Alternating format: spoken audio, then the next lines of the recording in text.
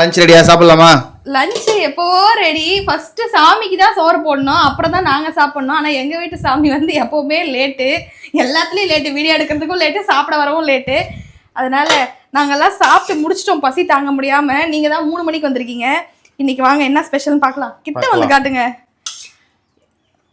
சுட சுட சோறுலாம் சொல்ல மாட்டேன், சோறு ரொம்ப ஆறி போச்சு.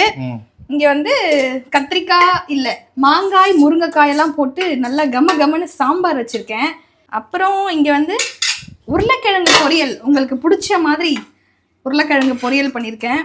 அதுக்கப்புறம் சைடிஷ் வந்து இங்க பாருங்க, அப்பளம். ஆமா, இது வந்து மொறுன்னு கடிச்சிக்கிறதுக்கு. இது வந்து காய் பொரியல் ஒண்ணு. இதுதான் இன்னைக்கு நம்ம வீட்டுல ஐயப்ப சாமிக்காக நான் சமைச்சிருக்கிறது. வேணா தயிர் இருக்கு, உங்களுக்கு அது பிடிக்காது. ரசம் வச்சாலும் நீங்க போட்டுக்க மாட்டீங்க, வெறும் 1 pot ரைஸ் மாதிரி ஒரே ஒரு டிஷ்ஷோட எழுந்து போயிடுவீங்க. இன்னைக்கு இதுதான் நம்ம வீட்டு ஸ்பெஷல். பை.